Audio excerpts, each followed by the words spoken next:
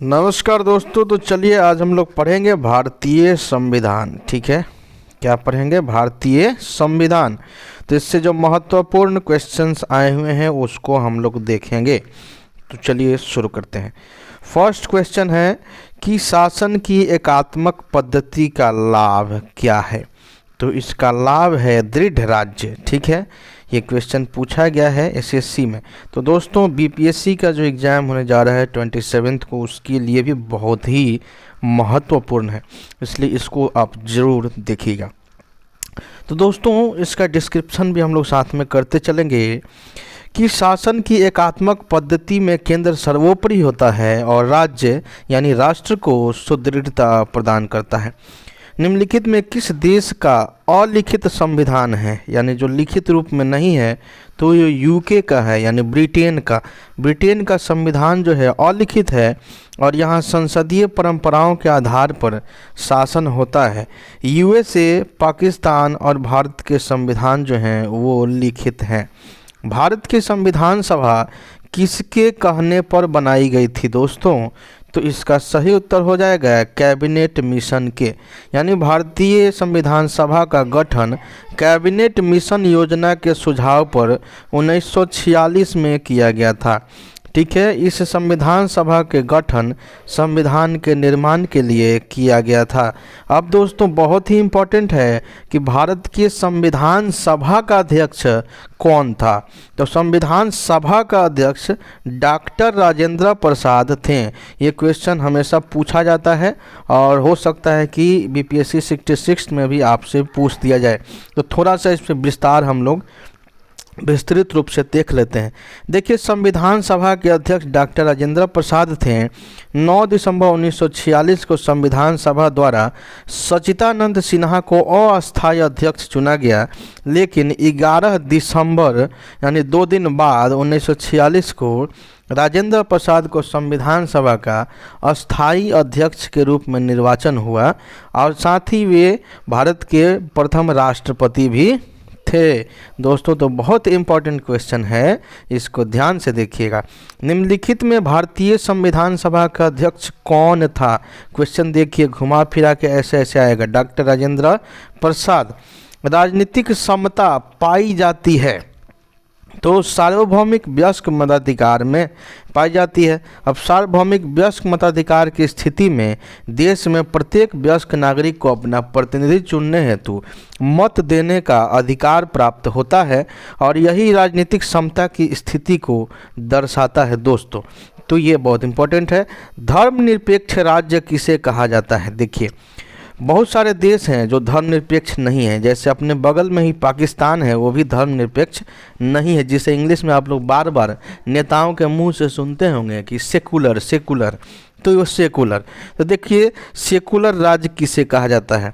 तो दोस्तों जिसका अपना कोई धर्म नहीं हो, लेकिन कई सारे देश हैं जो कि अपना स्पेशल धर्म निर्धारित किए हुए हैं कि ये इस्लामिक राष्ट्र है, ये हिंदूवादी राष्ट्र है। जैसे नेपाल हिंदूवादी राष्ट्र है, पाकिस्तान इस्लामिक राष्ट्र हैं और बहुत सारे देश अपना घोषित किए हुए हैं, तो उन्हें धर्मनिरपेक्ष नहीं कहा जाएगा। लेकिन अपना भारत जो है वो धर्मनिरपेक्ष है। यानी इसका कहने से तात्पर्य ये है कि जिसका अपना कोई धर्म नहीं, यानी सभी धर्मों का लोग मिलजुल कर रहता हो, वहाँ किसी विशेष धर्म को प्रोत्साहन नहीं दिया जाता हो। तो भारतीय संविधान की प्रस्तावना में पंथ निरपेक्ष शब्द जो है 42वें संविधान संशोधन 1976 द्वारा जोड़ा गया। इसको याद रखिएगा, क्वेश्चन में पूछा जा सकता है, बहुत इंपॉर्टेंट है दोस्तों। भारतीय संविधान केवल सरकार के लोकतांत्रिक रूप की कल्पना का विचार नहीं करता, बल्कि एक लोकतांत्रिक समाज की कल्पना करता है, क्योंकि इसकी विचारधारा किससे ओतप्रोत है दोस्तों? तो इसका विचारधारा जो है वो न्याय से ओतप्रोत है, स्वतंत्रता से, समानता से और भाईचारा से ओतप्रोत है।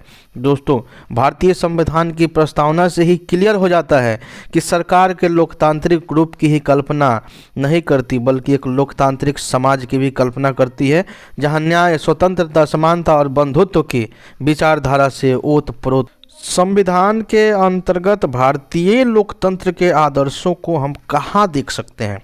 तो इसका सही उत्तर हो जाएगा प्रस्तावना। ठीक है, यानी भारतीय संविधान के अंतर्गत भारतीय लोकतंत्र के आदर्शों की झलक हमें संविधान की प्रस्तावना में ही मिलता है। अब है कि भारत की प्रस्तावना यानी प्रियम्बल में भारत को निम्नलिखित में से किस रूप में घोषित किया गया है। दोस्तों बहुत इंपॉर्टेंट है, तो इसका सही उत्तर हो जाएगा एक प्रभुता संपन्न समाजवादी पंथ निरपेक्ष और लोकतांत्रिक गणराज्य के रूप में प्रदर्शित किया गया है, घोषित किया गया है, जो कि 26 जनवरी 1950 को संविधान लागू होने के समय संविधान की प्रस्तावना में ये सब चीज़ें घोषित किए गए हैं। और मूल संविधान के प्रस्तावना में समाजवादी पंथ निरपेक्ष और अखंडता ये सब बाद में जोड़े गए। आपका 42वां जो संशोधन 1976 में हुआ उसमें इन चीज़ों को जोड़ा गया। और ये किसके सिफारिश पे था, तो सरदार स्वर्ण सिंह समिति के सिफारिश पे, और प्रधानमंत्री उस समय कौन थी, तो इंदिरा गांधी थी। ठीक है दोस्तों, तो बहुत इंपॉर्टेंट है, इस क्वेश्चन को बिल्कुल ध्यान में रखिएगा। अगला देखिए कि भारतीय गणराज्य की यथार्थ संवैधानिक स्थिति 26 जनवरी 1950 को संविधान लागू होने के समय क्या थी, तो एक प्रभुता संपन्न प्रजातांत्रिक गणतंत्र, और वो बाद में जोड़ा गया है, वो आप देखे ही हैं। अगला दोस्तों कि भारत के संविधान की प्रस्तावना में वह शब्द कौन सा है जिसका समावेश संविधान के 42वें संशोधन अधिनियम 1976 के माध्यम से नहीं किया गया। तो गरिमा और निष्ठा शब्द का उसमें नहीं इस्तेमाल किया गया, बाकी समाजवादी और पंथ निरपेक्ष तो किया गया। अगला देखो दोस्तों कि संविधान की प्रस्तावना में भारत को क्या कहा गया है, तो सर्वसत्ताधारी समाजवादी धर्मनिरपेक्ष लोकतंत्रात्मक यानी लोकतांत्रिक गणराज्य कहा गया है। संविधान बनाते समय निम्नलिखित में कौन सा आदर्श प्रस्तावना में शामिल नहीं किया गया है, तो दोस्तों स्वतंत्रता है, समता है, न्याय है, यानी समाजवादी उस समय नहीं था, ये बाद में जोड़ा गया 42वें संशोधन के द्वारा। भारतीय संविधान की प्रस्तावना में निम्नलिखित में से कौन सी अभिव्यक्ति का प्रयोग नहीं किया गया है, तो संघीय का नहीं किया गया है। अब तक भारत के संविधान की उद्देशिका में कितनी बार संशोधन किया जा चुका है, तो उद्देशिका में दोस्तों एक बार किया गया है, और वो वर्ष 1976 में वही 42वें संशोधन में, जिसमें समाजवादी पंथ निरपेक्ष और अखंडता शब्द को जोड़ा गया। हमारे संविधान की प्रस्तावना में उल्लेख नहीं है किसका, तो वयस्क मताधिकार का उसमें उल्लेख नहीं है, तो बाकी सब है। ठीक है, तो दोस्तों ये देखिए, और ये आपको इस पर डिटेल्स थोड़ा जान जाइए कि संविधान का अनुच्छेद 326 में वयस्क मताधिकार के आधार पर लोकसभा और राज्य विधानसभाओं के निर्वाचन का होना उल्लेखित है। ठीक है, संविधान के निर्माताओं के मनोभाव और आदर्श प्रतिबिंबित होते हैं किससे, तो उद्देशिका से ये प्रतिबिंबित होते हैं। ठीक है, तो चलिए अगला प्रश्न हम लोग देख लेते हैं।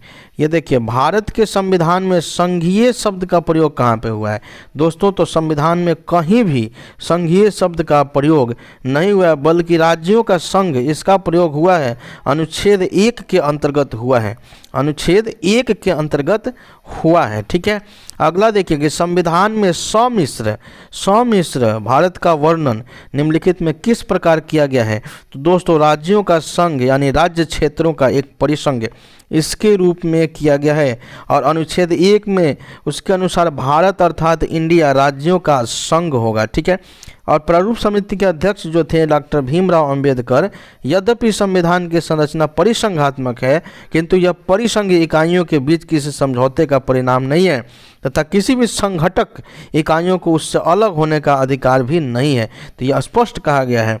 भारतीय संविधान के अनुच्छेद 1 में घोषणा की गई है कि इंडिया अर्थात भारत राज्यों का संघ है, ये हो जाएगा।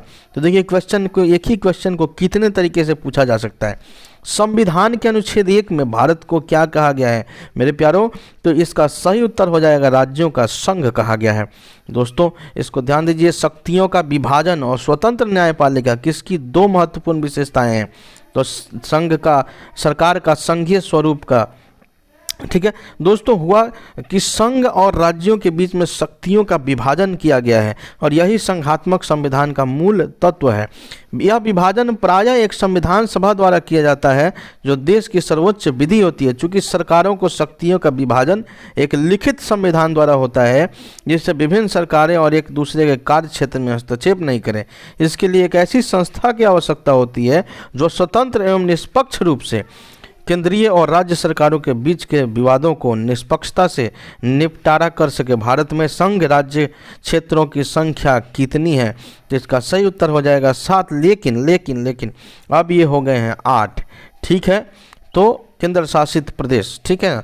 तो ये देखिए दिल्ली, पुडुचेरी, चंडीगढ़, दादर नगर हवेली, अंडमान निकोबार, दमन द्वीप, अभी जम्मू कश्मीर आपका हो गया है। ठीक है, समाजवादी लेह और लद्दाख। ठीक है, समाजवादी चिंतक निम्नलिखित में से किस क्षेत्र में समानता के अधिकार को बढ़ाने का वकालत करते हैं? तो इसका सही उत्तर हो जाएगा आर्थिक क्षेत्र में समानता को बढ़ाने का वकालत करते हैं, जो अपने आप को समाजवादी कहते हैं। तो बहुत इंपॉर्टेंट है क्वेश्चन, इसको ध्यान से देखिएगा। और देखिए, भारतीय संघ राज्य क्षेत्र का दैनिक प्रशासन किसके द्वारा संचालित होता है? तो उपराज्यपाल के द्वारा। वहाँ लेफ्टिनेंट गवर्नर होते हैं। ठीक है, लेफ्टिनेंट गवर्नर होते हैं। लेकिन कुछ क्षेत्रों में जैसे दिल्ली में एक आधा राज्य का दर्जा है तो वहाँ मुख्यमंत्री भी होता है, वहाँ इलेक्शन भी कराए जाते हैं। तो देखिए थोड़ा डिटेल से कि संविधान के अनुच्छेद 239(1) के तहत संघ राज्य क्षेत्रों का प्रशासन राष्ट्रपति द्वारा नियुक्त किए गए प्रशासक, जिसे उपराज्यपाल कहा जाता है, जिसे दिल्ली एवं कुछ अन्य संघ राज्य क्षेत्र के क्षेत्रों में उपराज्यपाल कहा जाता है, उसके माध्यम से किया जाता है। और निम्नलिखित में कौन सा राजनीतिक अधिकार नहीं है? तो जीवन का अधिकार जो है वो राजनीतिक अधिकार नहीं है। अनुच्छेद 21 के अनुसार प्राण और दैहिक स्वतंत्रता का संरक्षण के तहत मौलिक अधिकार है। तो इस विकल्प में जो दिया गया है उसमें अन्य अधिकार राजनीतिक अधिकारों में शामिल है। ठीक है ना, तो इसमें कौन नहीं शामिल है? तो आपने जाने गया कि जीवन का अधिकार नहीं, राजनीतिक अधिकार नहीं है। ना तो मत देने, चुनाव लड़ने और अधिशासी निकायों के पास शिकायत करने का अधिकार, ये आपका राजनीतिक अधिकार है। निम्नलिखित में से किस ईस्वी सन में भारतीय नागरिकों के मौलिक कर्तव्य संविधान में शामिल किए गए थे? तो इसका सही उत्तर है 1976 में। ठीक है, सरदार स्वर्ण सिंह समिति की सिफारिश पर 42वें संशोधन 1976 में 3/1/1977 से लागू किया गया। भारतीय संविधान के भाग 4A और अनुच्छेद 51A जोड़कर भारतीय नागरिकों के 10 मौलिक कर्तव्य शामिल किए गए थे, जिसकी संख्या 86वें अधिवेशन 86वें संविधान संशोधन 2002 के बाद 11 हो गई हैं। ये 11 मौलिक कर्तव्य हो गए हैं। भारतीय संविधान लागू कब हुआ था? तो भारतीय संविधान आपका लागू हुआ था 26 जनवरी 1950 को।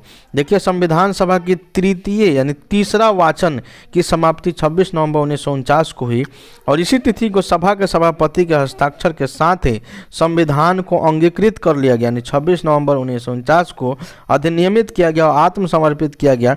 इसी तिथि से यद्यपि संविधान का नागरिकता और निर्वाचन अंतरिम संसद से जुड़े उपबंध लागू कर दिए गए, किंतु अंतिम रूप से 26 जनवरी 1950 को पूर्णतः यानी पूरे रूप से लागू हुआ और इस तिथि को ही उसके प्रारंभ होने की तिथि कही गई। दोस्तों, भारतीय संविधान अपनाया गया था। तो देखिए, इसी क्वेश्चन को घुमाकर पूछ रहा है 26 नवंबर 1949 को। आपने देखा है हमारे संवैधानिक इतिहास में 26 नवंबर 1949 एक महत्वपूर्ण दिन है, क्योंकि इस दिन संविधान अंगीकार किया गया था। फिर यही क्वेश्चन, संविधान समग्र रूप से भारतीय संविधान लागू कब हुआ? दोस्तों, तो 26 जनवरी 1950 को। ठीक है, इस पर थोड़ा सा विस्तृत रूप से देख लेते हैं कि यद्यपि भारतीय संविधान 26 नवंबर 1949 को अंगीकृत होने का साथ ही से कतिपय उपबंध, ठीक है ना, नागरिकता आदि कुल 15 अनुच्छेद परिवर्तित हो गया था, परंतु समग्र रूप से 26 जनवरी 1950 को पूर्णतः लागू हुआ था। ठीक है, तो बहुत इंपॉर्टेंट क्वेश्चन है, इसको ध्यान से देखिएगा। संविधान का प्रारूपण पूरा हुआ था, यानी प्रारूपण जो प्रारूप समिति के अध्यक्ष जो थे वो BR अम्बेडकर थे। ठीक है, तो ये 26 नवंबर 1949 को प्रारूपण हो चुका था, पूरा हो चुका था। जनमत संग्रह तथा उपक्रमण कराया जाता है स्विट्जरलैंड में। स्विट्जरलैंड में उपक्रमण की प्रक्रिया होती है और जनमत संग्रह जिसे हम लोग रेफरेंडम कहते हैं, ठीक है, रेफरेंडम। भारत में वैध प्रभुसत्ता निहित है, किस में? तो संविधान में निहित है। और भारतीय संविधान जैसा कि संविधान की प्रस्तावना से भी स्पष्ट होता है। यूएसए में राष्ट्रपति द्वारा की गई सभी नियुक्तियां तथा उसके द्वारा हस्ताक्षरित सभी संधियों का अनुसमर्थन वहाँ के सीनेट द्वारा किया जाना चाहिए। इससे निम्नलिखित में से क्या निर्दिष्ट होता है? यानी कि कहने का मतलब कि नियंत्रण और संतुलन का सिद्धांत है, जिसके द्वारा राष्ट्रपति द्वारा किए गए सभी नियुक्तियों, उसके द्वारा हस्ताक्षरित सभी अनुसंधियों वहाँ के सीनेट द्वारा किया जाना चाहिए। भारत की संविधान सभा का संवैधानिक सलाहकार कौन था? तो सलाहकार थे सर BN राव। ये सर BN राव थे। प्रथम बैठक 9 दिसंबर 1946 को सच्चिदानंद सिन्हा जो अस्थायी अध्यक्ष थे, अस्थायी, तो उनका अध्यक्षता में हुई थी। और 11 दिसंबर 1946 को डॉक्टर राजेंद्र प्रसाद संविधान सभा के अस्थायी अध्यक्ष तथा सर BN राव को संवैधानिक सलाहकार नियुक्त किया गया था। शासन की संघीय प्रणाली इस अधिनियम के अंतर्गत स्थापित की गई थी।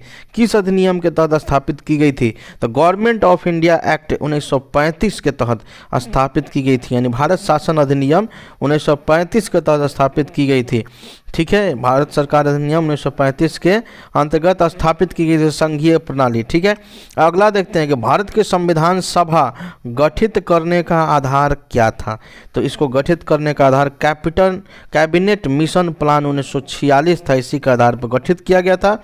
और इसमें संविधान सभा में प्रत्येक प्रांत द्वारा भेजे जाने वाले सदस्यों का निर्धारण प्रांत की जनसंख्या के आधार पर लिया गया था। और प्रत्येक 10 लाख जनसंख्या पर एक सदस्य निर्वाचन किया गया था। और जुलाई 1946 में संविधान सभा का चुनाव हुआ था और 9 दिसंबर 1946 को इसकी प्रथम बैठक हुई थी, ठीक है। तो बहुत ही इंपॉर्टेंट फैक्ट्स है, इसको आप एकदम याद रखिएगा। और भारतीय संविधान की रचना में निम्नलिखित में किसने सबसे गंभीर प्रभाव छोड़ा है? किस देश के गंभीर प्रभाव है अपने संविधान की रचना में? तो भारत सरकार अधिनियम 1935 का, यहीं से सबसे ज़्यादा अनुच्छेद वगैरह और जो भी लिए गए हैं वो यहीं से हैं। देखिए, भारतीय संविधान के कतिपय प्रावधान कहाँ कहाँ से लिए गए? तो ब्रिटेन, अमेरिका, आयरलैंड और अन्य देशों से, ऑस्ट्रेलिया से भी लिया गया है, प्रेरित है। तथापि इसकी मूल संरचना मूलतः भारत सरकार अधिनियम 1935 पर ही आधारित है। दोस्तों, भारतीय संविधान सभा की संघीय शक्ति समिति के अध्यक्ष कौन थे? तो इसके अध्यक्ष पंडित जवाहरलाल नेहरू थे। और वे संविधान सभा की संघीय संविधान संबंधी समिति और राज्य समिति के भी अध्यक्ष थे। तो इसको याद रखना है। निम्नलिखित में से किस देश में लोग संविधान का संशोधन करने में भाग लेते हैं? किस देश में संविधान संशोधन होता है तो लोगों की हिस्सेदारी होती है? तो स्विट्जरलैंड में, क्योंकि वहाँ रेफरेंडम होता है, ठीक है, और वहाँ के नागरिक उसमें भाग लेते हैं। स्वतंत्रता प्राप्ति के बाद भारत सरकार के निजाम के हैदराबाद, जो सब निजाम वहाँ का शासक था, उसका हैदराबाद जो रियासत था, उसमें निम्नलिखित में से किस कार्रवाई द्वारा अधिकार में लिया गया था? तो सैनिक कार्रवाई द्वारा अधिकार में लिया गया था। इसको ध्यान में रखना है। स्वतंत्रता प्राप्ति के बाद भारत सरकार द्वारा निजाम के हैदराबाद राज्य का सैनिक कार्रवाई और स्थानीय जन समर्थन के आधार पर नवंबर 1948 में भारतीय संघ में विलय किया गया था। निम्नलिखित में देश का सबसे बड़ा कानून कौन सा है? तो भारतीय संविधान, ठीक है। भारतीय संविधान से ऊपर कोई नहीं है इस देश में। मंत्रिमंडल पद्धति और सामूहिक जिम्मेदारी निम्नलिखित में किस देश की देन है? तो ये ब्रिटेन की ही देन है। मंत्रिमंडलीय शासन पद्धति और लोकसभा और विधानसभा के प्रति मंत्रिमंडल का सामूहिक उत्तरदायित्व ब्रिटेन की शासन प्रणाली से ही लिया गया है। निम्नलिखित में वो कौन सा देश है जिसका राजाध्यक्ष वंशानुगत उत्तराधिकार के विधि के अनुसार पद ग्रहण करता है? तो जापान। जापान में अभी भी सर्वोच्च सत्ता सम्राट के पास है, और जो कि वंशानुगत उत्तराधिकार को विधि के अनुसार, नियम के अनुसार पद ग्रहण करता है। और वहाँ की शासन व्यवस्था का संचालन प्रधानमंत्री के नेतृत्व वाली लोकतांत्रिक सरकार द्वारा किया जाता है। भारत में राजनीतिक शक्ति का स्रोत क्या है? तो वो है आपका हम अर्थात जनता, हम लोग अर्थात जनता, ठीक है। कहा जाता हम भारत के लोग, है ना। तो उसमें देखिए, भारत एक लिखित संविधान से चलने वाला प्रजातांत्रिक देश है और इसकी प्रस्तावना में हम भारत के लोग, देखिए मैं वही बात कर ही रहा था, और भारत की जनता द्वारा स्वयं के लिए लागू बताया गया है। अतः भारत में राजनीतिक शक्ति का स्रोत हम लोग अर्थात भारत की जनता से है। भारत का संवैधानिक अपना अधिकार किससे प्राप्त करता है? तो इसका सही उत्तर हो जाएगा भारत की जनता से प्राप्त करता है। उसी क्वेश्चन को घुमा के पूछा गया है, संघीय प्रकार का शासन का एक गंभीर दोष क्या है? तो पृथकता का खतरा, पृथकता का खतरा। अब देखिए, संघीय शासन में शक्तियों का केंद्र और राज्य के बीच में बंटवारा होता है, जिससे अलग होने का खतरा बना रहता है। इसके विपरीत एकात्मक शासन प्रणाली में अधिकांश शक्तियाँ केंद्रीकृत होती हैं, सेंट्रलाइज्ड होती हैं। इस कारण सुदृढ़ता तो बनी रहती है, परंतु इस पर स्थानीय हितों की उपेक्षा का आरोप लगता है, क्योंकि एक अगर केंद्रीकृत वहाँ सरकार है तो पूरे देश का देखभाल करना, उचित रूप से न्यायपूर्ण देखभाल करना थोड़ा सा डिफिकल्ट हो जाता है। तो अपने देश में संघात्मक यानी संघीय शासन है। सरकार की निम्न प्रणालियों में किसमें द्विसदन पद्धति एक अनिवार्य लक्षण है? तो इसका सही उत्तर हो जाएगा संघीय प्रणाली। अब देखिए, संघीय प्रणाली में केंद्रीय विधायिका 2 सदन वाली होती है। कि निम्न सदन में जनता का प्रतिनिधित्व होता है, जहां एमपी या विधायक बैठते हैं। हाँ, उच्च सदन में जहां पे राज्यसभा, जहां प्रांतों का प्रतिनिधित्व होता है, हर प्रांत से कोटा होता है राज्यसभा का, या विधान परिषद का हर क्षेत्र हर इससे कोटा होता है। तो वहाँ पे द्विसदनीय पद्धति, जैसे अपने भारत में भी द्विसदनीय पद्धति है। निम्न में कौन सा संशोधन अधिनियम मिनी संविधान माना जाता है? तो 42वां संशोधन में बहुत सारी चीज़ें जोड़ी गई, इसलिए इसको मिनी संविधान बोला जाता है। इसमें प्रस्तावना के साथ साथ संविधान के कई अनुच्छेदों में बदलाव किया गया। भारत एक गणराज्य मुख्य रूप से इसलिए माना जाता है क्योंकि यहाँ पे राज्याध्यक्ष का चुनाव होता है, और यहाँ भारत में राज्याध्यक्ष का पद वंशानुगत नहीं होता, बल्कि वह जनता द्वारा चुने गए प्रतिनिधियों द्वारा एक निश्चित अवधि के लिए चुना जाता है। भारतीय गणराज्य में वास्तविक कार्यकारी प्राधिकार निम्नलिखित में से किसके पास होता है? प्रधानमंत्री के पास होता है। अब देखिए, 53(1) अनुच्छेद 53(1) के अनुसार संघ की कार्यपालिका शक्ति राष्ट्रपति में निहित होगी, और भारत में राष्ट्रपति कार्यपालिका का संवैधानिक और औपचारिक प्रमुख तो होता है, लेकिन वास्तविक कार्यकारी प्राधिकार प्रधानमंत्री सहित मंत्रिपरिषद को प्राप्त रहता है। अनुच्छेद 74(1) के अनुसार राष्ट्रपति अपनी शक्तियों का प्रयोग मंत्रिपरिषद की सलाह से करेगा। तो दोस्तों, यहाँ पे राष्ट्रपति को भी बिल्कुल बांध दिया गया है। तो ये है, महामहिम को भी शक्तियाँ हैं, सभी कार्य उन्हीं के नाम से होता है, लेकिन वास्तविक जो है कार्यकारी प्राधिकार प्रधानमंत्री सहित मंत्रिपरिषद को माना जाता है। भारतीय संविधान की प्रारूपण समिति का अध्यक्ष बहुत इंपॉर्टेंट है, ये हर जगह पूछता है, और इसका सही उत्तर हो जाएगा, देखिए इसका सही उत्तर हो जाएगा डॉक्टर BR अम्बेडकर। प्रारूप समिति के अध्यक्ष कौन थे? डॉक्टर BR अम्बेडकर, ठीक है ना। अब देख लीजिए थोड़ा सा डिटेल से कि BR अम्बेडकर प्रारूपण समिति के अध्यक्ष थे। 29 अगस्त 1947 को इस समिति का गठन किया गया था, और 7 सदस्य थे। इस समिति के द्वारा इस संविधान के प्रारूप का अंतिम रूप से 21 फरवरी 1948 को संविधान सभा के समक्ष पेश किया गया था। और संविधान सभा के अध्यक्ष कौन थे? अस्थायी अध्यक्ष तो डॉक्टर राजेंद्र प्रसाद थे। तो देखिए, निम्नलिखित में किसे संसद जननी कहा जाता है? तो ब्रिटेन की संसद को संसद की जननी कहा जाता है, क्योंकि विश्व में संसदीय व्यवस्था वाले देश की प्रेरणा का स्रोत ब्रिटेन की संसद से है। यह एक प्रकार के लोकतांत्रिक राजनीतिक व्यवस्था है, जहाँ सर्वोच्च शक्ति जनता द्वारा चुने गए प्रतिनिधियों के निकाय अर्थात संसद में निहित होती है। तो दोस्तों, दुनिया में सबसे ज़्यादा शासन तो ब्रिटेन ही किया, कई देशों पर किया, इसलिए इसका छाप है। भारत में प्रथम आम चुनाव किस वर्ष हुए थे? तो इसका सही उत्तर हो जाएगा 51-52 में। 1951 में हुआ था। जो देखिए, भारत में प्रथम आम चुनाव 25 अक्टूबर 1951 से 21 फरवरी 1952 के मध्य संपन्न हुआ था। इसमें कुल 489 सीटों पर चुनाव हुआ था, जिसमें जवाहरलाल नेहरू के नेतृत्व में कांग्रेस पार्टी 364 सीट पर विजयी हुई थी। और देखिए, भारत में एकल नागरिकता की अवधारणा अपनाई गई है। कहाँ से ये ली गई है? इंग्लैंड से ही ली गई है। भारत में एकल नागरिकता की अवधारणा इंग्लैंड की संवैधानिक व्यवस्था से अपनाई गई है। और दोहरी नागरिकता निम्न में से किसकी विशेषता है? तो संघीय सरकार की दोहरी नागरिकता विशेषता है। तो संघीय सरकार में दोहरी नागरिकता चाहे संघ या राज्य की हो, अमेरिका की संघीय सरकार में दोहरी नागरिकता की व्यवस्था है। संविधान का कौन सा भाग नागरिकता के प्रावधानों से संबंधित है? तो भाग 2 जो है वो नागरिकता के संबंधित प्रावधान से संबंधित है, और प्रावधान अनुच्छेद 5 से 11 तक में यह समाहित है। तो भारतीय संघवाद का निकट है भारतीय संविधान का कनाडा। अब देखिए, भारतीय संविधान सभा ने अमेरिकी स्विट्जरलैंड के संघीय प्रणाली को न अपनाकर कनाडा की संघीय प्रणाली को अपनाया। यानी कहा जा सकता है कि भारतीय संघवाद कनाडा के निकट है। ठीक है, भारतीय संविधान ने भारतीय महासंघ की योजना किसके संविधान से ली थी? तो ये ली थी कनाडा के। तो वही क्वेश्चन है यहाँ पे पूछा गया है फिर से। तो संघवाद जहाँ आए वहाँ पे आंसर मारना है कनाडा। भारतीय संविधान के सुदृढ़ केंद्र के पास संघीय प्रणाली किस देश से? कनाडा से। देखिए वही क्वेश्चन फिर से यहाँ लिया गया है। भारत के संविधान का निर्माता किसे माना जाता है? तो B.R. अम्बेडकर को माना जाता है। किसे माना जाता है? B.R. अम्बेडकर को माना जाता है, क्योंकि उन्हीं के नेतृत्व में अंतिम रूप से संविधान का प्रारूपण हुआ। और भारतीय संविधान का आधारभूत अभिलक्षण कौन से हैं जिनके अनुच्छेद 368 के अंतर्गत संशोधित नहीं किया जा सकता है?